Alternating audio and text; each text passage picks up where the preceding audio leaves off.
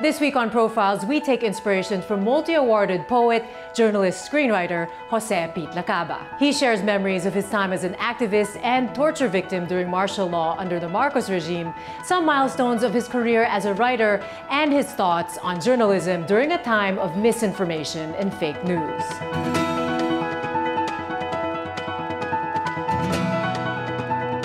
The 72-year-old literary and film icon's body of work spanning 5 decades captures the Filipino struggle for social transformation, independence, and progress during the turbulent 1960s and 70s. His impressive list of recognitions include the Lifetime Achievement Award conferred at the Cinemanila International Film Festival in 2008, the Cultural Center of the Philippines Centennial Honors of the Arts, the Carlos Palanca Memorial Award for Poetry in Filipino, and several Gawad Urian Awards for Best Screenplay. As a writer, Pete has worked to promote a free and progressive media, proving that a writer's pen is indeed mightier than the sword, refusing to bend or break.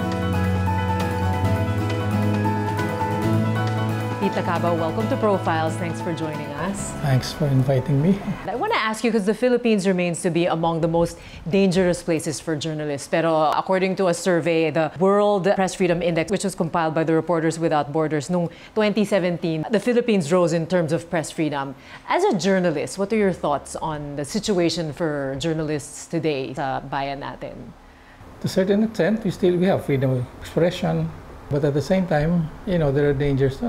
Recently, some journalists got killed. Up to now, there has been no justice for the journalists killed during the Maguindanao massacre. Always been a dangerous, to some extent, especially if you're in political journalism.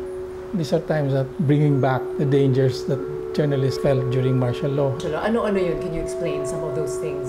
Noon, dahil sa nagko-cover ako ng mga student rallies, kami mga young journalists noon, na titirgas din kami, na papalo rin kami kasi napagkakamalan kami mga estudyante. Ngayon, mas delikado nga rin kasi baka matsyempohan ka ng mga riding in tandem, malalabasing nagdodroga ka o what. Maraming nasa silence pa rin. Nasa silent, pero hindi lang sa panakot ang silence, hindi lang sa tinutuloy-tuloy na. You were imprisoned for 2 years. How did you get through that difficult time? You just feel that you have to survive. Otherwise, government, the dictatorship will feel that they're winning. You don't want that to happen. I want to read a citation. Well, when you were awarded in 2013 by UP for the Gawad Plaridel, sinulat nila na Lacaba put his considerable writing and communication skills despite perils to his life in the service of the Filipino struggle for social transformation, independence, and progress during the turbulent 1960s and 70s through his articles and screenplays that were based on actual events and issues like Sister Stella L, Bayan Ko, Kapit sa Patalim, and Ora Pro Nobis. They said you really raised the bar for journalism in the Philippines. And this is a result of that time. What inspired you to write about those pieces, yung articles, screenplays? Journalism isn't just writing or talking about, but also doing something. You're not just an observer, you're also a participant in the struggle for freedom. I want to ask you naman now yung journey nyo to becoming a writer. Kasi nung bata kayo, ayaw nyo maging writer, no? Let's talk about your childhood first. Nung bata ko, mahilig din ako. Mahilig kayo mag-drawing? Drawing at saka writing din yun kasi comics eh. Oo, mahilig kayo sa comics. Kat-hat guhit yun. So, pero mas istorya. Ang iniisip ko nga noon, I was going to take up fine arts pagdating ng college. Kaya lang nabigyan ako ng scholarship sa Ateneo. Wala namang fine arts sa Ateneo. So, Nag-humanities kayo. Humanities na lang ako. You were under some very great writers also. Di ba teachers niyo si Bien Lumbera? Bien Lumbera, Rolando Tino, Eric Torres, mga poets. Binabasa nila yung tula ko, nagko-comment sila. So, natututunan ako sa mga comments nila, yung ganun. How did you develop this love for the Filipino language? Kasi di ba you were born in Cagayan de Oro, yung tatay niyo Boholano. So your first language was Bisaya. Cebuano. Yeah, but my mother was born in Pateros. Ang tinuro niya throughout her teaching career was the national language. Ang tawag pa noon, national language. Marami kaming mga babasahing Pilipino sa bahay, ganyan. Pete's writing career took off in 1965 as a proofreader in the weekly magazine Philippine Free Press. Among the senior editorial staff were literary giants Nick Joaquin and Teodoro Locsin. Pinasulat ako ng nagustuhan naman yung sinulat ko. Pinasulat na rin ako, hindi lang proofreading. And you became very close kayo ni Nick Joaquin. What was it like working with him? Kailangan malakas kang uminom kasi yun ang ano namin kay Nick Joaquin nung araw hindi po pwede ka magsigarilyo sa loob ng opisina. Yung kantin namin may beer. So after office hours, inuman doon sa kantin. Tapos magyayaya pa si Nick, manood tayo doon sa may kantahan. Mayroong doon, isang piano bar o kantahan dyan.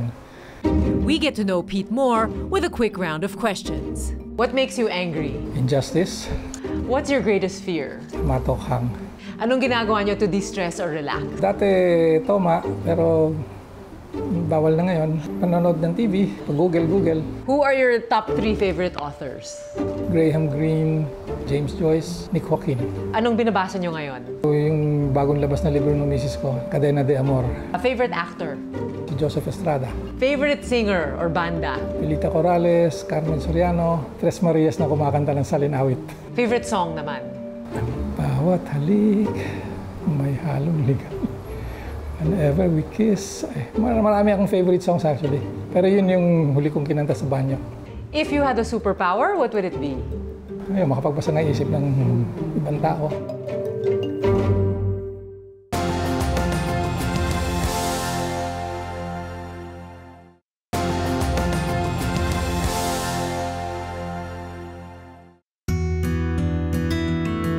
You have such a marvelous body of work, but let's just talk about some of them. Ito yung unang kong published na book, pero yung una paperback, maliit. Actually, ano na to, fifth or sixth printing. Ito, compilation na to ng mga 3 collection. Galing doon sa mga libro ko. Isa na yan. Gila-gila sa palaran niyo sa panahon ng ligalig. Mga tulang to sinulat nung panahon ng martial law. Kaya sa panahon ng ligalig. Tapos narito rin, yung isang tula ko yung Prometheus Unbound. Nung nakaano ko sa martial law, nung underground ako, nag-submit ako ng tula sa Focus Magazine, isa sa mga publications na pinapayagan ng martial law noon. English yung tula, pero pag binasa mong pababa yung first letters, nandun yung may nakatagong Marcos, Hitler, Diktador, Tuta, sa mga rallies, sa mga slogan nung 1970s. So panahon ng martial law, nakalusot yan, kumalat yung balita, pinagkukumpiska yung ng militar, yung mga magazine na hindi pa nabibili. Ang umpisa nitong poem is Martial Glow Tonight, kasi martial law. So martial glow tonight, Artemis is out of sight. Rust in the twilight sky, colors a bloodshot eye. Or shall I say that dust sunders the sleep of the just. Si Prometheus, yun yung lumaban sa mga Greek gods, yung lumaban kina Zeus. E nung mahuli ko, isa yan sa mga inano sa akin, ikaw yung sumulat ng Prometheus na yan, In the late 1960s, Pete wrote a poem entitled Bangungot, which was published in the magazine Ermita in the 1970s, a time described by Pete as, quote, panahon ng pambansang bangungot na tinatawag na martial law. Bangungot. Madalas mangyari ito, para akong nagigising sa gabi at sa aking tabi may nakaupo, walang inuupuan pero tuwid ang upo. Tahimik, nagbabantay, batang munti, nakabarong Tagalog na puti, kalansay ng mariposa ang palamuti, hindi ko maaninag ang mukha, agiw ang anino sa mukha, pero kilala ko sa pangalan, kamatayan. Ikaw ang nakakupo, walang kakibu-kibo, kamatayan. Bumubuka ang aking bibig, walang tinig, hanging malamig ang umaalpas sa labi, halumigbig ang humahagod sa balahibo, hamog ang nanunuot sa balat, bumibigat ang aking mga buto, naninigas ang buo kong katawan, kailangang maigalaw ko ang aking bisig, ang aking kamay kahit hintuturo man lamang, kailangang maging tinig ng ang aking hininga, maging hiyaw. Kailangang magising ang mga kasambahay, mabulahaw ang mga kapitbahay, kailangang maigalaw ko ang aking kamay, kailangang buksan ang patay na ilaw, kung hindi ay hindi na makagagalaw ang anumang bahagi ng aking katawan kailanman. From writing poetry, Pete eventually wrote screenplays, some of which are renowned among the best Filipino films. Nung nasa Free Press kasi ako, part of my work was writing about movies. So, gumagawa ako ng reviews ng mga art exhibits. At the same time, yung nagre-review din ako ng movies. So, yun, nag-i-interview din ako ng mga artista, director. So, interesado rin ako nanonood ng movies. After my release from prison, doon nagsimula, iniisip ko ng baka mas safe mas safe mong magsulat ng movie scripts or babalik ako sa pagsusulat na lang about movies again. Ang nangyari noon, interviewin ko sana kasi si Ishmael Bernal used to be a movie writer also. So interviewin ko sana si Ishmael dahil director na siya. Sabi niya, hindi ba noon pinag-uusap-usapan natin, gusto natin magsulat sa gumawa ng pelikula. O ako gumagawa na ng pelikula. Huwag mo na ako interviewin, isulat mo ako ng script, gawa mo ako ng script, gano'n. Hindi, may pinagawa siyang script sa akin based on a novel by yung author ng Maynila sa mga Kuko ng Liwanag. Ginawan ko, niya, okay naman to, kaya lang parang masyadong commercial ito. Hindi na kami natuloy ni Ishma. Tapos nangyari, nagsulat-sulat ako for PTV4. Yun, kaya lang na ni Lino Broca, sabi niya, bakit ka nagsusulat for the government station? Dito ka na lang sa akin magsulat. Ang umpisa yung Jaguar, later Kapit sa Patalim. Later, Sister Stella kay Mike De Leon naman yun. So, most of the themes, poverty and injustice. Pero hindi directly bumabanat sa dictatorship. Pero may mga papitik-pitik, no? Kasi may mga tungkol sa labor strike.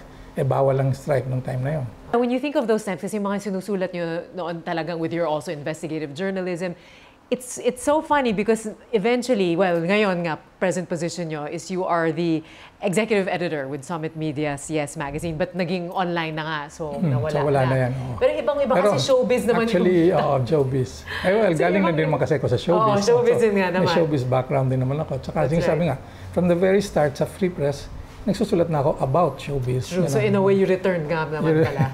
So balik-balik lang. Full circle. You had a column, a regular column, Showbiz Lengua. Ba't nyo naisip? So, it's more the showbiz, itong mga nababagong mga pananalita dahil sa showbiz. No, before that, I had a column sa Chronicle and then later sa Manila Times. Ang pamagat naman, Carabif Lengua, hindi showbiz. Isa sa mga favorite na binabasa kong columnist, si William Safire, who wrote a language column. No? Yung title ng yun nga, yung compilation ng Showbiz Lengua. Showbiz Lengua, Chika and Chismax about Chuva Chuchu. Kasi yun ang mga lengguaheng nakakatawa. Showbiz nung time na. Pero nakakatawa kasi may paalala ka dyan sa libro. Sinasabi mo, don't ask me for lexicographic proof. My assertions here are based purely on Chika, Chismax, and Chukchak. Saan nga galing yung mga words na? It's true. How can you really find clear naririnig evidence? Mo sa showbiz yun. Yung mga movie reporters, yung mga movie stars, ganun magsasalita. As a writer, especially of the beautiful Filipino language, naiinis ba kayo or you just find it, you're amused by this? Nakakatuwa rin naman kasi nga, nag-iiba-iba yung lingwahe. Even naman before. No? Totoo. Actually, nung 60s, naririnig mo na reverse lang, no? Yung damatan. Actually, 60s pa meron na yan. Akala ng iba, ngayon lang yung mga petmalu, gano'n. Yung airpods o airmats. So ngayon na, yun nga online na mawawala yung that Yes Magazine because it's going online. For now, do you think of going back to writing screenplays? Baka susulat ng, you're still writing your poetry. Anong iniisip nyo next? Inisip ko, siguro, baka kaya ko pa magsulat ng tula ulit. At saka ngayong wala ng trabaho, baka screenplays. May mga nagpapa-edit ng libro, ganyan. At saka yung translation, nagtatranslate ako. Speaking of translation, isa sa mga famous translations yung mga salin-awit din. Paano nyo naisip na gumawa nun, yung mga salin-awit? Kasi yung time ni Nico, hinihila kami sa mga piano bars para makinig. May mga kantang Espanyol, Pranses, La Vie en Rose, may English version. Wala, isipan ko lang minsan parody, joke na yung nag-umpisa yan, isang Elvis Presley song. Love Me Tender, yan, Love Me Tender, Love Me Sweet. Ang pag-ibig ko sa'yo, nakaliliyo, parang virgin coke ito, may sipang kabayo. Nag-umpisa sa ganon, kalokohan. Ang gandang ipasa to sa next generation, but these days, to bring it out there, kailangan gamitin ng social media. Sana malalabas nyo sa Facebook, Twitter, but you don't use social media. Ito nga, because of technology, lahat na lang, feeling nila, citizen journalism, for example, or everybody's a writer. Anong masasabi nyo dyan? And also maraming negativity, dahil nga comment ng comment. Anong mensahe ang mabibigay nyo, let's say, especially to the youth who really use social media? How do we counter this culture of misinformation, negativity? Anong dapat gawin natin para maging mas responsable online? Journalism din naman ito, kahit na social media rin yan. Social media, pero pwede rin gamitin yung mga tenets of journalism, no? Like, get the other side. Or kung may magbigay man ng other side, you don't have to keep attacking each other. At saka yung pa isa, yung fact-checking. Importante talaga yun. Well, if you want to go into writing, whether journalism or literature, awitin mo ang totoo. Sa ganito, tagus abdo. Ang totoo ay maganda. Sabi nga sa Sandula, kahit na pangit sa reyna, ang totoo ay mabuti kahit na makasasama sa'yo. So, ang ano nun is, hanapin mo pa rin ang katotohanan.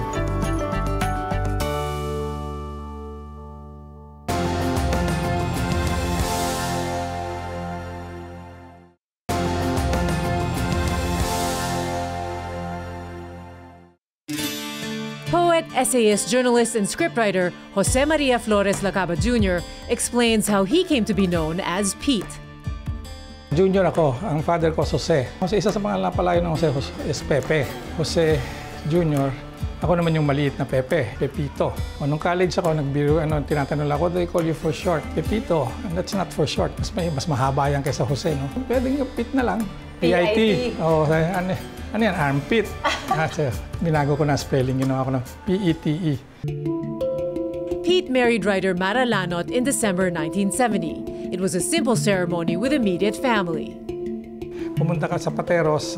Pateros is my mother's hometown. Ang mayor at that time was tiyuhin ko. So, siya yung nagkasal sa amin. So, kasal na kami civil.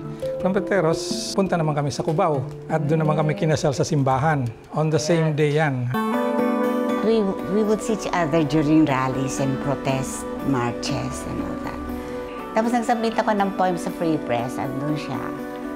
Tapos sabi ni Joaquin, you talk to people your age. Adya si Pete, sabi niya. Nick, alis na ako. Nung nagliligaw pa kayo, ginamit niyo ba yung poetry niyo at panliligaw? Hindi rin direct. Hindi. Ano yung style niyo? Walang writer style na... Hindi directly addressed. May mga tula na tungkol sa pag-ibig. Writer rin siya eh. Sa writer's workshop nga kami yung unang nagkakilala. Ganon. Sa Baguio pa ginawa yung workshop noon.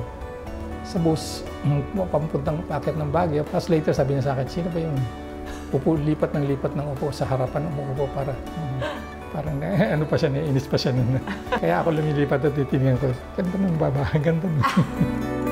Yung writing, of course, kung sana yung puso niya, nakikita mo naman, hindi ka makakasi ng iba, di ba? Yung para bang, it's just to impress. I don't think he's that, no? What he wants to say, he says it clearly. As a journalist, talagang bow. In 2 years, Pete and Mara will be celebrating their 50th wedding anniversary. Of course, the love has grown, of course, after 50 years. At the same time nga, well, puro sakit na lang pinag-uusapan natin. Gastos sa gamot. But at the same time, yan, tayo pa rin ang narito magkasama. You've been through so much together. He's caring naman. He takes care of my medicines. And then, sinasamahan ako pag kailangan sa doktor, responsible, you know. Their only child, Chris, was born in November 1971. Magka-same day din, binyag at kumpil. Binyaga yan, si Nick Joaquin ang isa sa ang ninong. Tapos tuloy sa kumpil, ang ninang naman, bata pa si Cecil Licad. Cecil Licad. Pinsang buo ni Mara si Cecil Licad. Si Chris, naging writer rin. So Chris is a writer. Si Chris, oo. Pati yung tapos nag-asawa din siya ng mga palangka-winning, puro palangka-winning, writer sila. Kami lahat may Palangka Awards actually. Pero ako isa lang yung Palangka Award ko. When he was released already, Chris was already studying. And yeah, there were times when he would bring him to school and back. Kaya he took care of all his needs. Basta hanggang matapos ang college. Ano tawag niya sa'yo? BBL? Bakit nga BBL? Siya, sarili niya. Siya. Tapos, Okay, dinamay na lang ako, BBL na rin Bakit ako. BBL? Original basa Moro Basic Law, BBL. Because your son Pero worked ngayon, nagtrabaho yung anak namin doon. Pero nung magkaanak na siya, naging BBL ng baliw na lola. Yun ang umpisa. Later, ako na rin baliw na lolo. Kasi pag nakikita yung mga apo, pag lumabas sa driveway sa umaga yan, lalabas na rin kami. Makikiyano na rin kami. Sila na yung mga bossing nyo, ang mga apo. So that's life now. Ito na yung buhay nyo ngayon, no? Nagsusulat pa rin kayo, pero really more family time. Oo. You're a journalist, screenplay writer. You have quite a legacy ahead of you. How would you describe ano yung profile niyo? Tawag na sa akin ni Nico nung araw, nung nasa Free Press ako. Agony writer ako daw. Ang tagal-tagal ko bago makapagsimula. Nakikita niya ako, nakatitig sa typewriter. Ang tagal lang bago. Tsaka Yossi sa harap ng typewriter. Bago makapagsimula. But despite the agony, syempre sabi niyo nga first love niyo, why do you continue? I mean, what do you love most about writing? Ano talaga nakukuha? What is it about writing na talagang gets you? Nga, nailalabas ko rin yung saloobin ko, nasasabi ko in print, in writing, na ipapakita sa ibang tao. Well, thank you for all the work you've done and for giving us the time to talk to you. Thanks for inspiring us, Pete Lacava. Thank you, Ren. Thank you. I see trees of green, red roses too. I see them bloom for me and you. So meron akong version na gano'n, mga bulaklak na kay bango, namumukadkad para sa'yo. Nakikita ko kay ganda ng mundo.